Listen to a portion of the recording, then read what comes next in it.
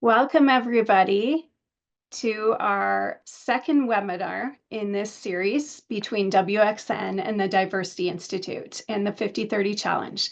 Today, we present measuring the impact of equity, diversity, and inclusion initiatives on organizational performance. I'm Virginia Johnson. I'm the Director of Marketing and Communications at WXN, Women's Executive Network. WXN is a one-of-a-kind community shaping the future of leadership across North America. We bring together thousands of bold women, allies, corporate members into a rich and diverse ecosystem of professional development, networking, thought leadership, belonging, and celebration that all propel professional women to rise and lead. And we're so pleased to have all of you here from across Canada that have joined us for today's event. Before I begin, I wish to take a moment to respectfully acknowledge the traditional territories of the Indigenous peoples whose presence continues to enrich our communities. As some of our colleagues and partners are joining us online, we recognize that this land acknowledgement might not be for the territory that you are currently on, and with that, we ask that if this is the case, you take the responsibility to acknowledge the traditional territory that you are on and the current treaty holders of those lands. Toronto is in the Dish with One Spoon territory. The Dish with One Spoon territory is a treaty between the Anishinaabe, Mississaugas, and Haudenosaunee that bound them to share the territory and protect the land. Subsequent Indigenous nations and peoples, Europeans, and all newcomers have been invited into this treaty in the spirit of peace, friendship, and respect. Thank you. And now for today's topic. While many organizations have applied an EDI lens to their organizational strategy, research has shown that fewer organizations have the robust metrics for evaluating the success of these initiatives. This webinar will speak to how to apply an EDI lens to all aspects of the value chain and will explore how to measure the success of an organization's EDI strategy. It is my pleasure to introduce our facilitator to this session, Nancy Mitchell. Nancy is the Director for Research Special Projects at the Diversity Institute. She holds a master's degree in political science with a graduate collaborative specialization in women and gender studies at the University of Toronto. Her professional background is in gender equality and diversity, equity, and inclusion. She previously worked with UN Women, supporting numerous initiatives, including gender equality in the workplace and women entrepreneurs. Nancy has also published multiple editions of the State of the Industry report with the Unstereotype Alliance on Diversity and Inclusion in Advertising. At the Diversity Institute, Nancy works with stakeholders across the public sector, private sector, and civil society to develop research and strategies to embed diversity, equity, inclusion, and accessibility into organizational processes.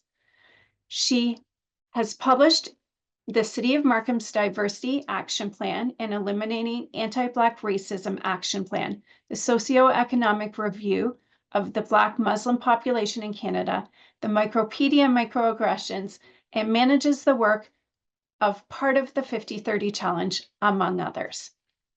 I've personally had the pleasure of working with Nancy on a number of events and projects, and I'm so pleased to have her leading this session today. And with that, welcome, Nancy. Great. Thanks so much for having me. Give me a second. I'll get my screen going.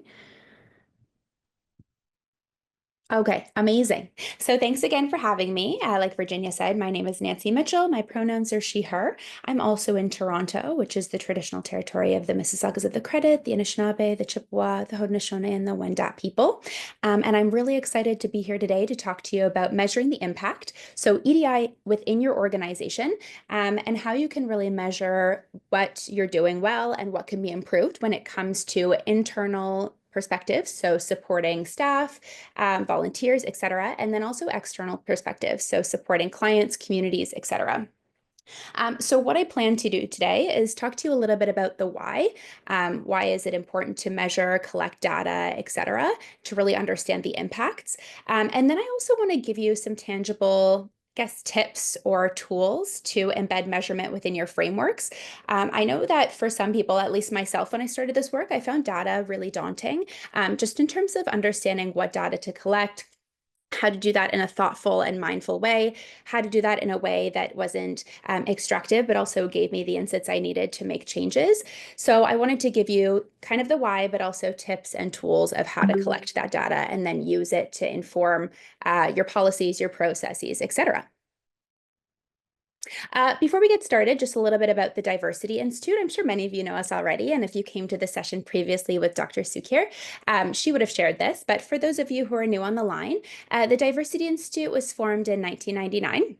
We are a research institute that exists within Toronto Metropolitan University, and we have over 100 full-time staff and researchers that do this kind of work on a daily basis. So we're really I guess, goal-oriented towards conducting research on the experiences of different equity-deserving groups in the labor market from a big picture, from a societal perspective, but then also honing in and helping organizations with their specific strategies, whether it's a broad EDI strategy, a strategy to address anti-Black racism, et cetera. So we're taking that research that we develop with our partners, et cetera, and then creating tangible strategies for change. Okay, so I always like to start out with the why. The reason being that the Diversity Institute exists within a business school. And so I think it's really important to note that EDI work, and I should say EDIA work, so equity, diversity, inclusion, and accessibility, is good because it's good for people, it's good for human rights, it's the right thing to do. But not only that, it's the smart thing to do for a number of reasons. And if you've come to one of our sessions previously, you probably have seen this slide before. It's something that we always start our presentations with, but it really speaks to the case for EDIA from an internal and an external perspective. And something that I want to highlight is that those two buckets are not mutually exclusive. They actually feed on one another. And when you properly measure your efforts and your impact, that also has the same kind of benefits from an internal and an external perspective. So I'll give you just a brief example. We know that talent pools across Canada are changing. We see differences when it comes to influxes of immigrants. We know that many youth are actually from the 2S LGBTQ plus community. Indigenous youth are a fast growing demographic in Canada. So the talent pool in general is changing. And I think we see that we have multi-generational talent forces as well, where you have Gen Z with Millennial, Gen X, et cetera, all coexisting in one workspace. So what does that mean? It means that if you're an organization, you need to be really mindful of any barriers that exist to entry when it comes to wanting to work with your organization. So even thinking of things like, are your job postings accessible? Do people from the general public see your organization as a place where they can go, feel respected, included, they're able to thrive, they can move up into leadership roles, et cetera. So because we're so diverse, you want to be making sure that you're mitigating any barriers to entry and growth for your organization for these diverse communities. But how does that link to the external? Well, we know that in general, communities are changing. And I'm sure each of you comes from an organization where you support clients or communities. Maybe you're a private sector organization that provides services. Maybe you come from a city and thus the changing demographics of a community or your constituents. So you're always trying to support them in ways that make sense for them. And when you have diverse people in your organization and specifically around your decision-making table, you're better placed to respond to the diverse needs of your clients, your consumers, your constituents, your communities, et cetera. That also kind of links to fostering innovation, creativity, and diverse thought.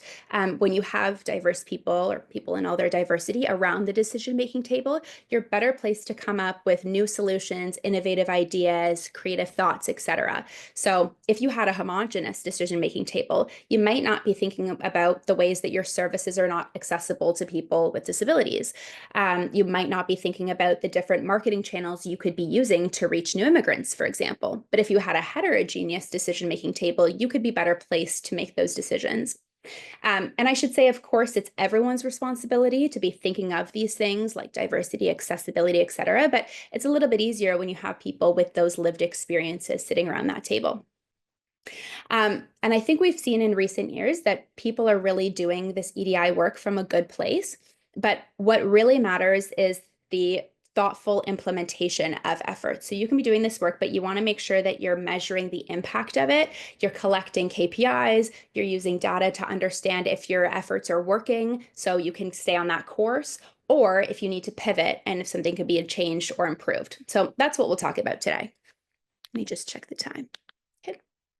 So why do we measure and collect data? I wanted to start out by talking about the societal level, but then we'll spend most of our time for today talking about the organizational level and then how that has trickle-down impacts at the individual level.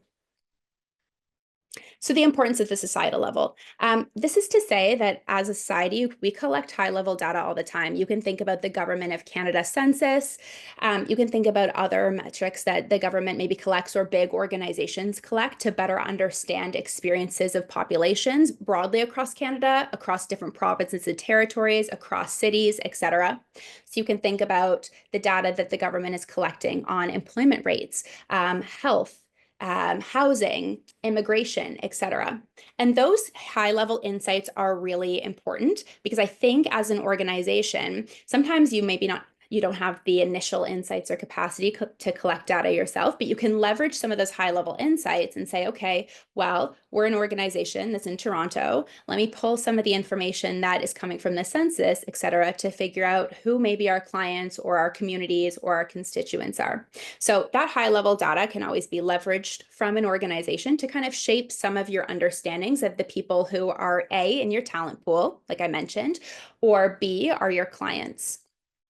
At the top, so at the societal level, that data is really important for understanding the unique needs and experiences of different communities, as well as understanding gaps and disparities among consumers, clients, communities, et cetera. So that kind of data that the government is collecting, maybe it will reveal health disparities between the Black community and all other Canadians, for example. It's helpful to understand trends. So for example, immigration trends, health trends, et cetera. And then it's really helpful for allocating goods and services. Something at the societal level also is that typically it has a hand in influencing organizations like many of you who might be subject to regulations like the Employment Equity Act, the Pay Equity Act, et cetera. So I just wanted to touch on that briefly because the societal level does have an influence in your insights as organizations. And this is just an example I wanted to highlight. I won't spend too much time, but just an example of some of the data that's being collected at a high level that you could leverage for your own insights if you aren't an organization that's collecting robust data at this time. It doesn't mean that your efforts have to stall. Okay, so the importance at the organizational level. So I talked a little bit about it a couple slides back, but really understanding the needs that exist from a staff or an internal perspective and the needs that exist from an external perspective. So when you collect data and you measure your efforts, you're better placed to understand if the people who are working at your organization, A, have the ability to move up along the ranks into leadership roles, so that kind of rise. B, do they feel supported and welcomed and valued? And all of those things then contribute to productivity, retention, attrition rates, that kind of thing. So it helps with overall your organizational culture, which then yields those benefits. And then externally, you'd be better placed to understand client and consumer satisfaction, who's actually accessing your services, do they like your services, etc. So perhaps you are someone from a city on the line, for example.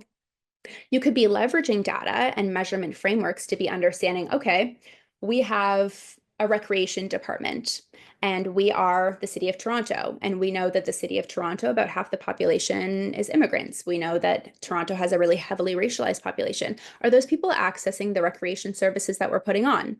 Could we be doing something differently to reach older adults from the Black community, older adults from the South Asian community, for example? Are people satisfied when they're using our services?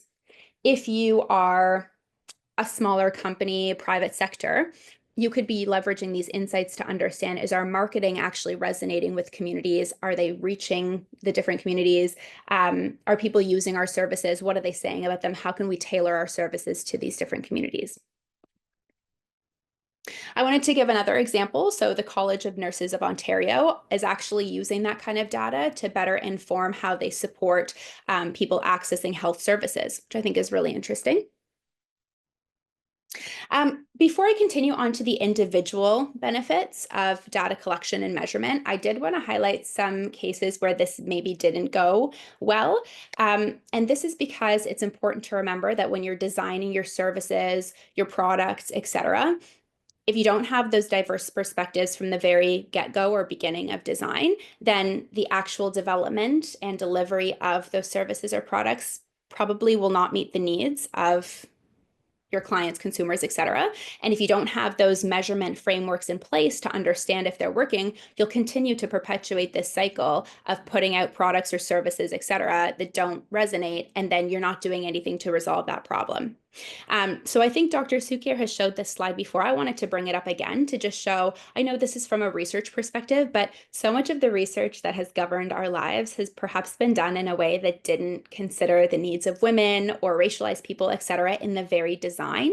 And because of that, the output wasn't actually helpful for women or racialized people, et cetera. And if there aren't, like I said, those measurement frameworks in place, we wouldn't actually know the impacts of automotive safety systems not actually supporting women, and thus women being more likely to be injured in car accidents, for example. So I know that's kind of researchy, but just think about it in the context of your work and the services you provide for your communities. Some other examples of how data has been used to actually understand disparities and thus tailor solutions. You can think about the COVID-19 pandemic and the fact that we started to collect race-based data and then better understand that racialized communities and Indigenous peoples are disproportionately impacted by things like pandemics, as a way to then provide services and supports to these communities that are more tailored than if we just provided those same supports for the general public. Something else that I think is really interesting that DI is actually working on, but I'm seeing it broadly, is understanding the impacts of climate change, recognizing that some communities, like equity deserving groups, are more disproportionately impacted by the impacts of climate change, and how if we're going to be building infrastructure that's resilient to climate change, those needs of equity deserving groups need to be incorporated and then measured against in the development, design, and delivery of infrastructure. So you can see, again, just to reiterate, that the actual design of the thing, whether it's health services, infrastructure, a piece of automotive equipment, et cetera, your services, it needs to be designed with the perspectives in mind. And then there needs to be a feedback loop of, okay, is it working in the way that we intended it to? An example that I wanted to bring up is the Nielsen Norman Group. So what they did was try, and I'm sure that there's many of organizations that are doing something similar, and you on the line might be doing something similar as well, but understanding that perhaps older adults had different needs when it comes to screen brightness, et cetera, and then tailoring to ensure that people of all different ages were actually able to use their devices. And this is not, super innovative, but it's just to say that this is a really baseline example of saying, okay, we put something out, let's see if it's working with different demographics. Oh, it's not. Okay, let's put a new process in place to make sure that those people can access our goods and services. And then the importance at the individual level. Of course, all of the data and measurement that's collected at society trickles down into the organization. The organization collects that data to understand whether staff and communities are supported, whether they're represented, et cetera. And that has impacts for all of us as individuals. So if I am going to apply for an organization and I know that they do this kind of data collection and measurement, and I know that then they're leveraging that to develop tailored supports, I'm more inclined to say, okay, it looks like I'm going to have perhaps opportunities to enter and grow, advance into leadership roles, et cetera. That same logic applies for a consumer. If I see that an organization is putting in an effort to understand if my needs are being met, perhaps I'm more likely to consume that good or service.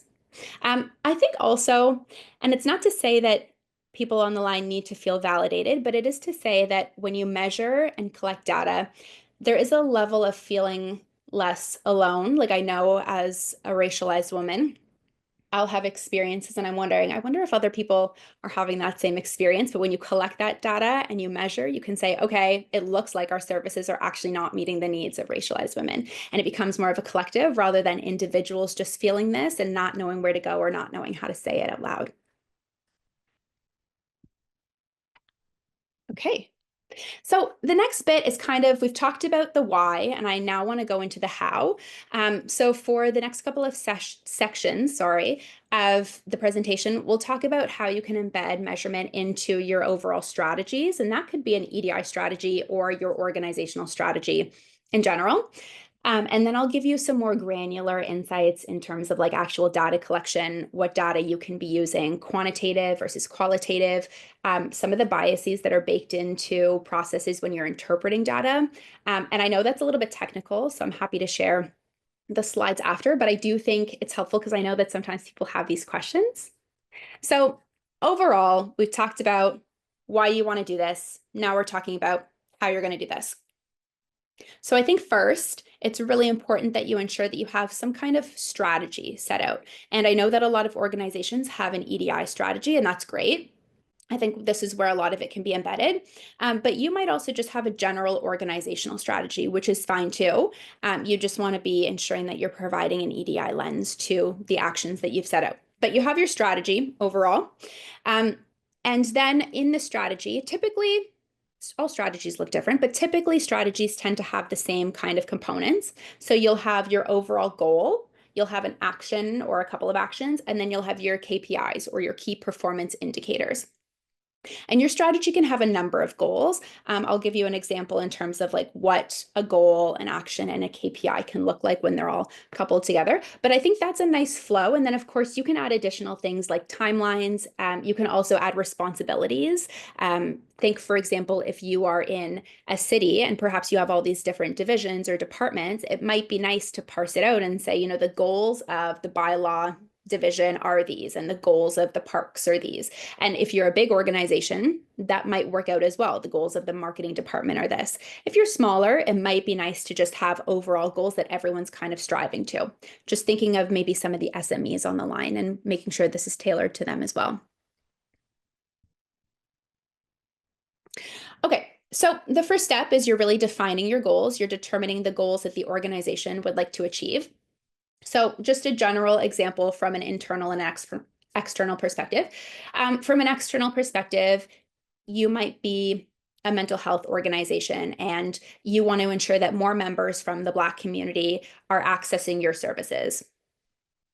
Granular, high level, that's your goal. You realize that you're kind of in like a racialized pocket of the city and you want to ensure that Black people are accessing your services. Okay. So now you're defining a couple of actions that might yield towards that goal. So perhaps you're looking at the actual logistics of your services. Are they at times that different Black communities can access? Are they in locations that are accessible to diverse Black communities? Are they in multiple languages? What about your marketing? Are you using channels that Black communities actually use and access?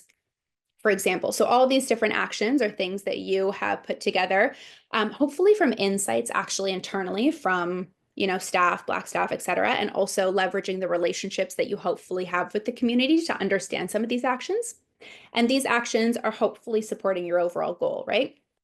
And then you have your KPI, and that's really what you're looking forward to. So perhaps you know that you have a certain percentage of Black individuals already accessing your services and you want to increase that by a percentage. Or, you know, in the next 3 years, you want to have X% of Black individuals accessing your services. So we want to make sure that our KPIs are both realistic. And I'll show you some examples of how you can set baselines, et cetera. But you want to ensure that your KPIs are realistic, but also aspirational, right?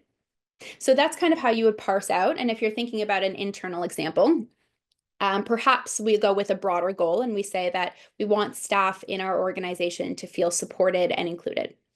Broad, but that also lends, you know, many more actions. So you can think about the policies that you're going to put in place. You can think about specific actions for managers. You can think about developing employee resource groups, et cetera. So all these different actions. And then you can have a couple of KPIs that would then determine whether you're on track. I'm thinking something like X% of your staff feel supported. And I'll give you some tools of how you would actually measure that as we go into the presentation. But you can see an internal perspective or way of defining your goals, actions, KPIs, and then an external one. Something really important to note is when you're doing measurement and collecting data, it's a cyclical, ongoing process. It's never something, because I should say, EDI work is not something that you know, one and done. So this kind of work is cyclical, it's ongoing. So you're going to set all those things that we talked about on the previous slide. You're going to implement efforts to collect the data that gets you the insights you need. You're going to assess the results and evaluate whether you're actually making progress towards your KPIs, towards your goals, etc. And that's going to tell you whether your actions are on the right track, or perhaps you need to pivot. Perhaps you need to stay on the path you're going. Perhaps actually it's not the logistics of your services, it's actually the marketing of your services. And you need to pour a little bit more into the marketing and keep the logistics of your services the way they are. So that allows you to then refine and improve. And then, of course, as demographics change, as community needs and preferences change, you're going to continue to do this cycle to make sure that you're constantly meeting the needs of the people you serve and support. A couple of tips just on setting KPIs, because I think this is a place where I find people often get stuck. One of the things I would say is really know your baselines and review your current metrics. Some of you might already be collecting data, and that's great. If you were looking to increase the percent of a population accessing your services, or you wanted to ensure that your staff feel welcome and included, you might want to start by understanding, well, what are the current levels of inclusion, or what is the current representation of people accessing our services? And I know that's a bit daunting, but everyone has to start somewhere. So if it really just starts with you administering some kind of internal or external survey, that's where you're starting. And then you're getting a baseline, and then you can say, okay, it looks like 75% satisfaction rate, hopefully, internally. Now let's beef that up, and maybe let's go for 90 in the next 2 years. But you have to start somewhere, and it's important, if you're already collecting that data, leverage that baseline. And if you're not, let's try to create one. I think also something that can be a little bit daunting is people going out and thinking they have to create whole dashboards of KPIs, et cetera, et cetera. What's helpful is always figuring out if you already collect some of this data and then leveraging those existing mechanisms to collect additional data. So whenever I'm helping an organization, I'll try to go in and look at the data that they currently collect and say, okay, it looks like you already have a survey. Perfect. Let's add these 3 questions to cover off that satisfaction piece.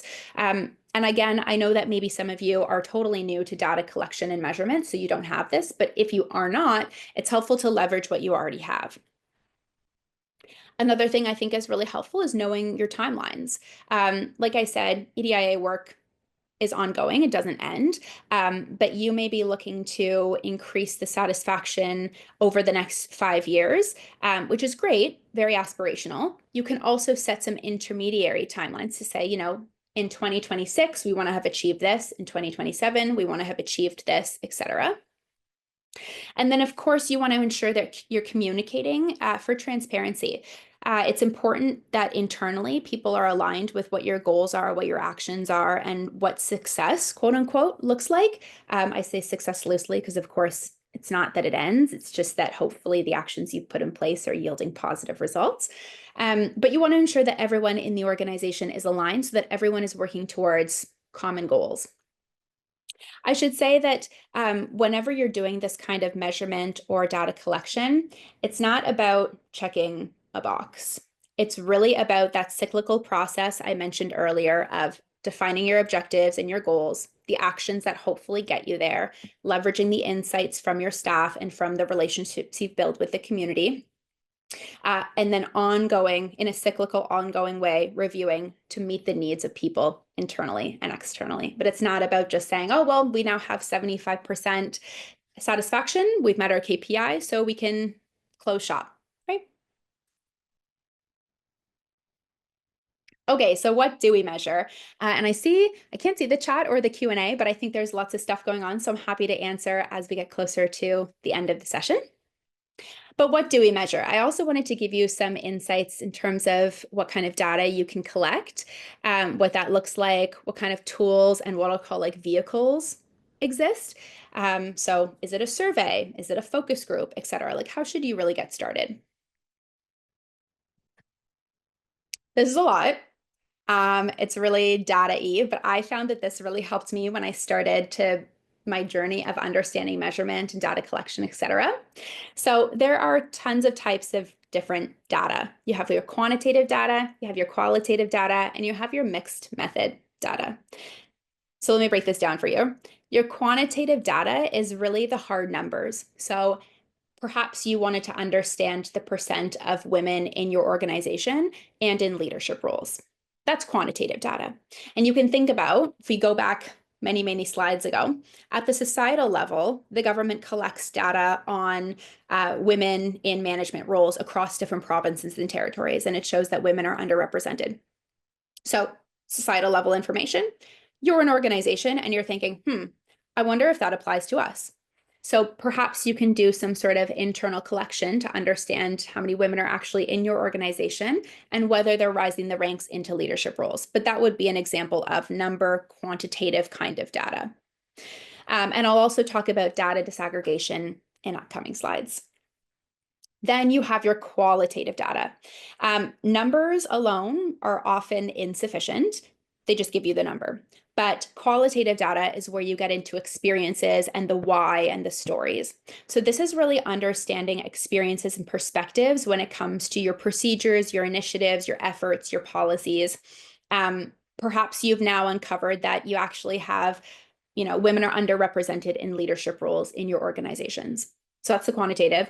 The qualitative is the why. Why are they underrepresented? And if you actually talk to women in your organization, it might be that there are limited opportunities for mentorship and sponsorship. It might be that when women actually get into leadership roles, they're under-supported when it comes to budgeting, personnel, et cetera, what we call the glass cliff. It might be that women in your organization are getting siloed into roles that don't actually have a clear pathway to those high-level C-suite roles. It might be that you don't have proper parental supports in place.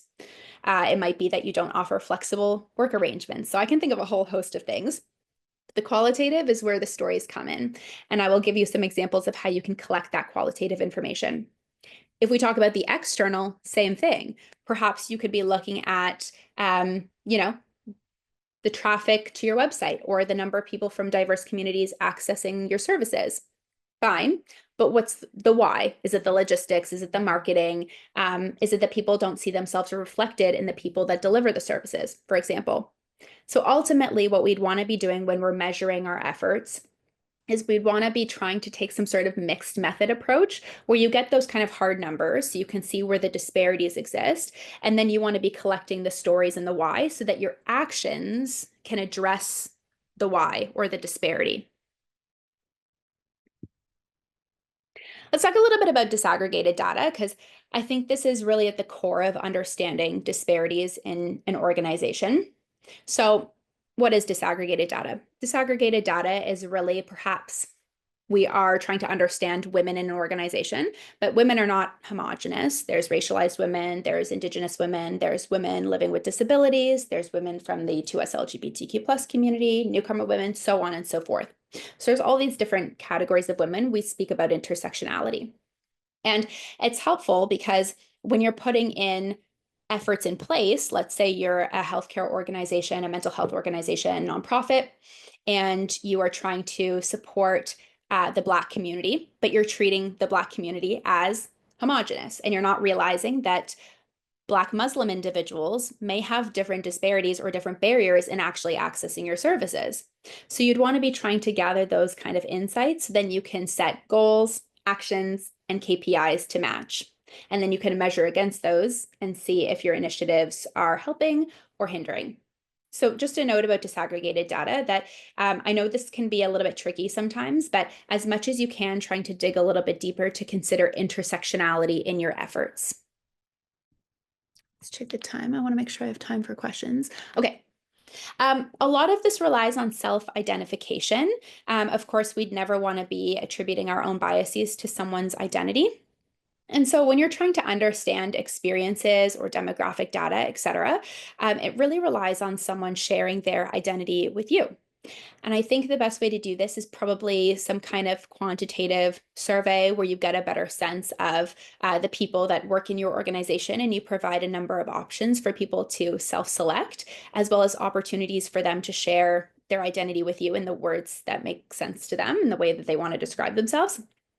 And similarly, let's say you've just put on a service or a program, a youth program, for example, the program has wrapped. You want to understand experiences. You can also have a section there that says, share with us about your identity. So you can kind of parse out, okay, the the women who took this program really loved it, but the young men who took the program didn't find that it was super valuable to them. So you can kind of disaggregate based on the information we talked about on the previous slide, using self-identification, people sharing their identity with you. And then you can say, in the future, let's try to have some parts of our programming that speak a little bit more to the experiences of young men in our communities, for example.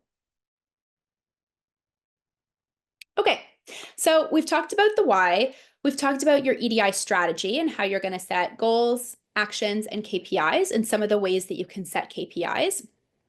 And we've talked about what data looks like. And I think, again, it's just helpful because I don't want to give you a high level presentation of you should collect data without giving you insights in terms of what that kind of data could look like. But now I want to offer you what data collection and measurement could look like across the different facets of an organization. So we'll walk through all of the different buckets we have at the bottom and see what kind of data you might want to collect to provide insights on whether or not your workplace feels inclusive from a staff and employee perspective, and then also a community and a client perspective. Okay, so at the leadership level, this is really about leaders setting tone from the top, accountability, strategies, targets, etc. And what I would say is it's important here to understand whether your leadership team is diverse, and maybe some of you in the audience also have a board, and that would be important too because of the unique role that a board has in organizational decision making. So I would say that at the leadership level, the leadership team has a hand in developing that EDI strategy, framing the goals and the actions with the support of staff and communities. But then at the same time, it's about measuring the diversity at that leadership team. And again, if we revisit some of the data I talked about previously, that could look like quantitative demographic data to understand, the gender composition, the racial composition, people with disabilities, etc. And you could couple that with some kind of qualitative information to see whether or not people who sit around your leadership table, actually feel like their perspectives are valued. Because it's one thing to be sitting at the table, and you all in the audience know, it's another thing to have your perspectives valued at that table. When you're talking about your HR processes, here I really advocate for data collection across all what I'll call the different rungs or levels of an organization. So you might have really great representation of racialized staff at entry level, and that's awesome. But as they rise the ranks or the rungs, perhaps you see a break when it comes to middle management. And actually, there's some really interesting data that shows that there's a broken rung for women where they maybe are not accessing those middle manager positions that would then lead to more senior level roles. So if you can collect that kind of quantitative numbers data across the levels, you can better see where the gap is. And then, of course, you couple that with the storytelling experience. So along the rungs, you track it through the employee life cycle. You can also track employee turnover. And then you should also be tracking pay equity to ensure that people are getting paid the same amount for same work. Culture and values. I find that perhaps across all of the buckets that I introduced a couple slides back, this is the one that feels the most difficult to measure. I totally get it. I really like this graphic. So at the top of the iceberg, you have your tangible and visible aspects of culture, things like your dress code, office ritual, policy, etc. You have your less tangible aspects of culture. Hopefully they're being shared, but your mission, your vision, your norms, etc. And then you have deeper and less tangible things that are perhaps a little bit unspoken or underlying assumption, unstated social codes, basically how you maneuver in the workplace. And I think everyone on the line kind of has a sense of, this is what we say, but there's a different way that we maneuver in an organization. So overall, there are ways that you can measure values and culture in an organization. And I think a lot of it relies more on qualitative information, like the storytelling aspect, rather than quantitative information. And I will give you an example from my own personal efforts as a manager. And I am by no means a perfect manager, but something that I realized is let's reset a little bit as we go into the new year and let's figure out what are some of the things that staff, really want to learn, or where are some of the knowledge gaps that staff have, and how can I put together some kind of mini survey, et cetera, that says like, here are the typical things that we talk about on a daily basis. We talk about procurement, we talk about strategy development, et cetera. Where do you think some of the gaps in knowledge exist, so we can do some internal team training? Like even something like that is kind of an informal thing that you could do as a manager, and it helps then understand some, well, I don't want to call them pain points, but pain points in your team or your organization, and how you can actually then support with ongoing learning. So even things like that create a more inclusive culture, a more welcoming culture, and a culture of development. But overall, a couple of things that you can measure when it comes to values and culture. Again, employee inclusion, feelings of belonging, support, relationships with colleagues and peers. And all of that would come from some kind of perhaps it's like interviews, focus groups, general conversations. I really think that all of this can actually also be embedded in the one-on-ones that, if you are a manager on the line, like if you're having one-on-ones with your employees, you should be embedding these kind of questions in your one-on-ones. How's our communication together? What could I change? What could you change? That kind of thing, so that it's ongoing. It can also be done in more formal ways like surveys, et cetera. But I do think a really authentic way is those kind of one-on-one engagements. Something else that I find often gets overlooked is exit surveys. Typically, when people are on their way out from an organization is when they are going to be more honest about their experience. So you could be getting those kind of insights and then using it to shape your actions in your strategy. You can be getting insights from your employee resource groups, and you can be also measuring the impacts of your policies. So perhaps you've now put in a new parental leave policy, and you could be getting a feel from your staff whether this is working.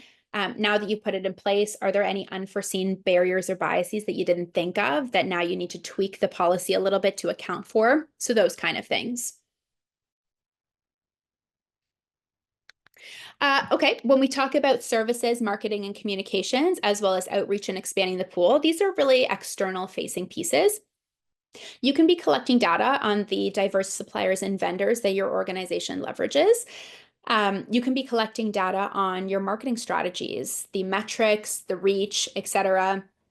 And all of that is like, if you have a LinkedIn account, you can pull that from the back end to see where your audience is, who you might be missing, et cetera. And then a really big piece that I think I've touched on so many times already, but it's the feedback and the perspectives of your clients, your communities, and your consumers. And you can be getting that all from surveys, conversations, relationships, focus groups, et cetera. And then outreach and expanding the pool. This is really the relationships you have with organizations in the ecosystem. You can think about the partnerships you have. Maybe you are an organization that provides youth programming, youth sport programming, for example. And you can think about the different relationships you have with other organizations that provide supports for youth in the ecosystem, and you can be sharing information, et cetera.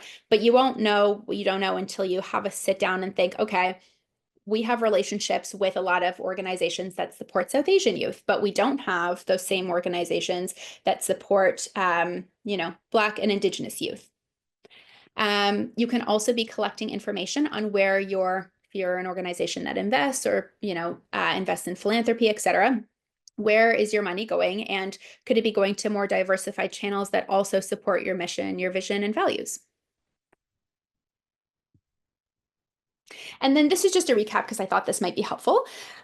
So here are some metrics, 12 EDI metrics that you could be collecting when you're thinking of a demographics. Like I mentioned, you can be thinking of hiring demographics, representation in the workforce, retention, internal talent mobility. That's that rung piece that I mentioned. All of that helps you better understand the demographics internally, which helps with actions to support any disparities, and then KPIs that you can measure. Employee experiences, again, we talked about employee satisfaction, resource groups, pay equity, budget allocations and mentorship programs. Whether or not these are working, you could be getting insights from people who are actually in these programs to see if, they're satisfied, if there's other ways that the programming could be more tailored to their needs, better matching of mentor-mentee, et cetera. And then resources spent on EDI, and we talked about partners and vendors, et cetera. So All that to say is revisiting what we talked about a couple of slides back. You want to have your EDI strategy, you want to have your goals, your actions, your KPIs, and then here are a ton of metrics you can be using to understand, are our actions working well? What is the percent of women in leadership roles? Who's accessing our services? Where are we spending our money, etc. I do want to touch on this briefly because oftentimes when I do these kind of sessions, I get questions on how to do this in a thoughtful way. And I'll send the slides after if you need them because I know this is a lot of information. But I think it's important to be mindful of biases when you're doing measurement and evaluation. There's always the tendency to want to find information that confirms the story that we want to tell. And there's always ways that we can be presenting the insights to match the story we want to tell. So I'll give you an example. I put out a product and then I did a survey among consumers to figure out if they liked my product, and 70% did. Okay, there you go. That confirms the story that I want to tell, that my product is resonating with consumers, etc. On the flip side of that, there is the 30% that did not think my product was helpful and why. So we need to be sharing both of those sides of the coin and then figuring out what was going on with that 30%, who that 30% are. Perhaps you'll come to find out that the 30% are people who couldn't actually physically access your product or your service because it wasn't physically or virtually accessible, for example. So just being mindful of the tendency to confirm our biases or confirm the story that we want to tell, and the tendency to want to present that data in a way that's favorable to us. Actually, when you present both sides of the coin, you're better placed to figure out the disparities that exist on that other side. A couple of other things is just being mindful of where you're getting data or insights.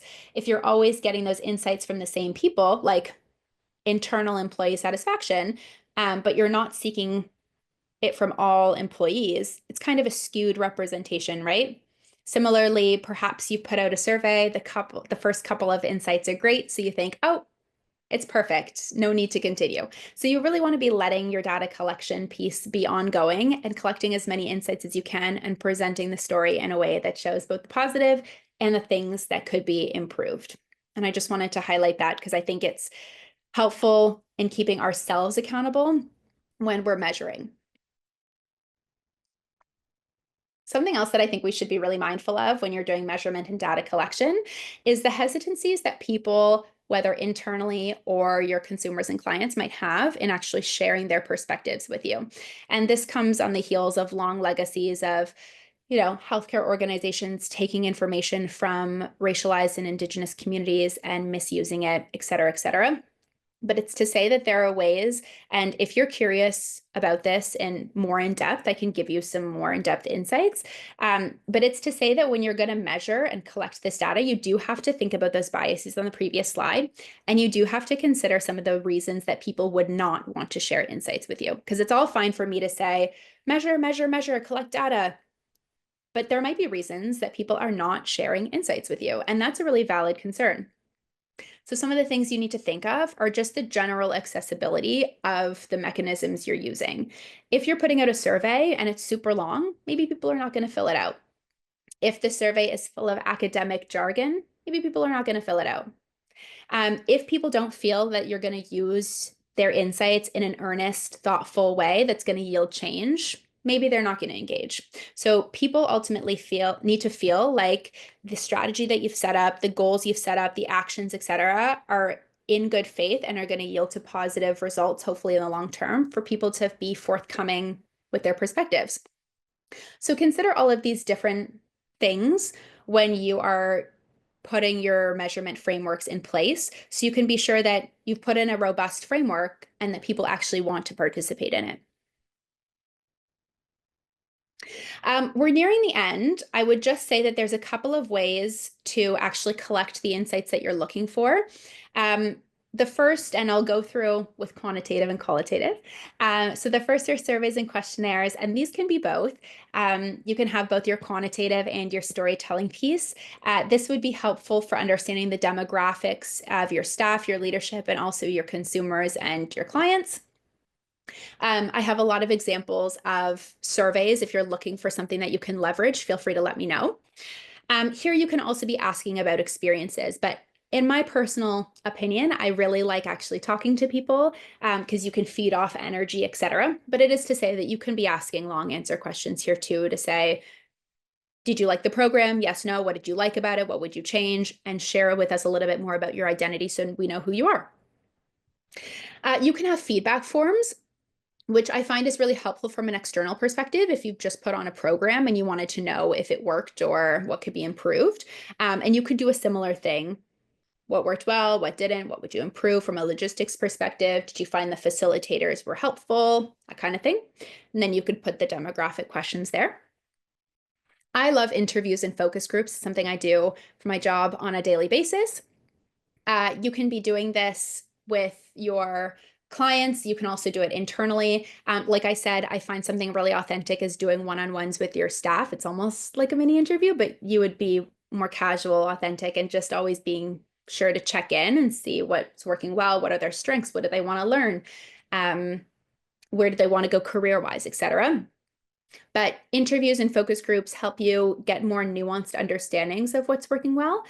And I have seen organizations put on a project or perhaps like a program to support entrepreneurs. And then they meet with these entrepreneurs after and collect some insights in the form of a focus group to then see how they can better tailor their program next time. So just a couple of vehicles for your data collection that might be helpful. And then we're almost at the end. I just wanted to wrap up by saying that if you are measuring and collecting data and doing that in a cyclical way, in a really thoughtful, mindful way that connects to your EDI strategy and connects to your overall mandate and your mission, you're better placed to see positive impacts. You're better placed to understand which strategies and actions work and which do not, which is really the crux of what we're trying to do. You're empowering diverse individuals and communities to share their perspectives and needs, which is really key as well. And that helps with relationship building. You're hopefully decreasing staff turnover by understanding organizational barriers and also opportunities. You're appealing to diverse communities and attracting diverse partners, which kind of links to that other empowering diverse communities piece. It's part of relationship building. It's part of showing a commitment to understanding perspectives and wanting to make a change. And something that we didn't really touch on, but is risk mitigation and positive reputation. There is a risk of not taking into account people's perspectives in your efforts. And very early on in the presentation, we talked about some of the risks that have come from research that didn't include data from different people, different genders, et cetera. And then how that actually yielded products or services that didn't meet the needs of women, et cetera. So there is a risk mitigation, piece here. And there's also a piece about just being a positive organization that has a good reputation that links back to people wanting to work for your organization, wanting to apply for roles, wanting to stick around, be productive, show their loyalty, move up, and people who want to purchase your services, your goods, etc. And there are some, I won't go too in depth on this just because I think we want to do a Q&A, but there are some examples of organizations that do collect data and are seeing positive results, hopefully as some kind of correlation to their efforts. So thank you so much. I know that was a lot of information. If you ever want to reach out and get more granular insights, do let me know. Thank you, Nancy. Wonderful presentation. There was a lot of questions that came through. So a lot of these will be addressed post-event in the information that we send out. But I'm just going to go through the ones that were upvoted the most so that we can cover some of them. So one user asked, how do you get insight from the group you're trying to include without tokenizing an employee or staff? Would you recommend having an EDI committee maybe, or reaching out to consulting? Oh, that's a great idea. I have seen organizations, in the past have committees. I know a lot of cities, for example, have committees. I think it's also about, and this is a long-term effort, I would say. It's about building relationships with people in your networks, in the ecosystem, et cetera. Like there might be organizations doing similar like-minded work that you can get some insights from, et cetera. I think it's important to always leave the door open for people in your organization who are from like racialized backgrounds or et cetera to want to share their perspectives, but I think it's the intention and the relying on them as the sole people who are going to do that work for you versus, hey, Nancy, we're putting this project in place for Black entrepreneur youth. We've done the legwork to try to understand. Would love your perspectives. That's different than, hey, Nancy, we're doing this. Do the whole thing. Hope that helps a bit. Yeah, yeah, that makes sense. Okay, do you have a list of tangible data and benchmarks that they can measure against? Hmm. Okay. I think two things here. I can find some stuff this is a bit of a general question, so feel free to email me and I'll try to find something a little bit more tailored. What I would say is I think that when you're measuring, you need to be measuring against your baselines in your organization. Another organization might be doing something, but they are not as advanced as you, or they're more advanced than you. So I think it's about setting your own benchmarks. But it's always good to look at organizations in the ecosystem of what they're doing and try to emulate if they're doing good work. But why don't you email me so I can kind of get a better sense of what you're looking for? I'm just putting Nancy's email address in the chat there for anyone. Thank you. No problem. I think you touched on this a little bit, but do you have sample survey questions that we can use for internal and external data collection? Surveying is a science, and we want to pose questions correctly to get the most useful data. Yeah, absolutely. I have a number of examples that exist, and you're totally right. The way you phrase questions has an impact on how people fill them out. Whether you provide open text boxes for people to share or whether you provide drop-down options, like all of that has an impact. So I can give you some examples with some insights of like, here's maybe what you'd want to do, and here's something that you might want to avoid. So send me an email. Um, I'm just trying to get, there's a lot of questions that we're trying to get. Okay, so as a small business looking to establish ED&I as a framework for the first time, is it reasonable to have someone not from an equity deserving group to run this project, given that they lack the lived experience? I want to avoid being disingenuous, but also cognizant of asking equity deserving groups, sorry, but also cognizant of not asking equity deserving groups to do this work exclusively. And you might have actually touched on that a little bit in one of your other questions, but essentially, Yeah. yeah. Yeah.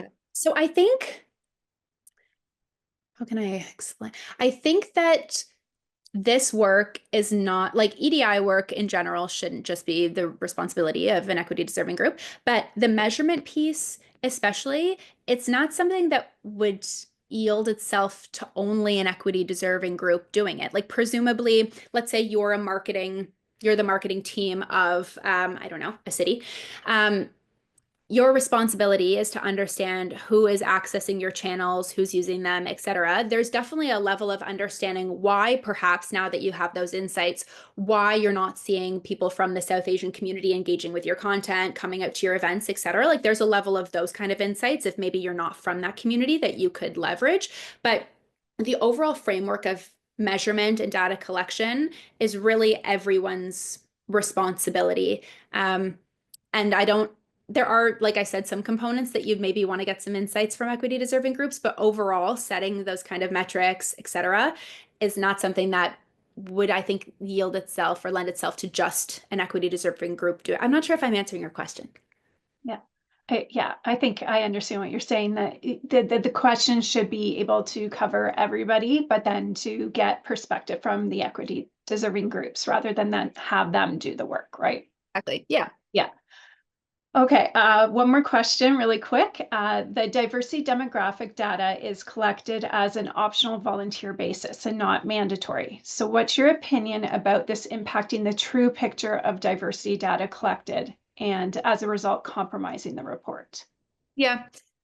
Yeah, I mean, you're right. We can't be forcing people to share their information. It's why, towards the end of the presentation, I did try to give you a little taste of how you could increase, although send me an email if you want more strategies, but how you can increase people actually wanting to participate. Oftentimes, it's people from equity deserving groups who are afraid to participate because they don't want their insights linked back to them, because that could have negative repercussions.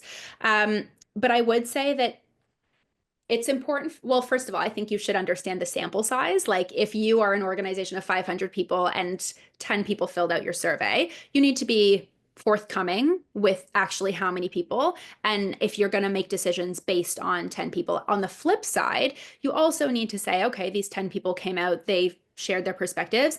Like, let me see what I can do with those perspectives. So I think it's just being honest with yourself about the sample size of people who participated, whether that's actually reflective, if there's stuff that you can do with those insights without changing the whole fabric of your organization based on 10 insights. Yeah. Okay, we are out of time. Thank you, everyone. We will be sending out the recording. We will be sending out the slides for anyone that's asking. We will also be addressing any of these questions that we haven't answered. So the Diversity Institute will be going through all of the questions and putting together information for all of you. And we will be doing one more session closer to the end of February, and just watch our website for that. And we would love to have you there. And Nancy, thank you so very much for your contribution. It's always a pleasure working with you, and we're so happy to have you here. Thanks for having me. I'll see you soon. Thank you. Bye. Bye-bye.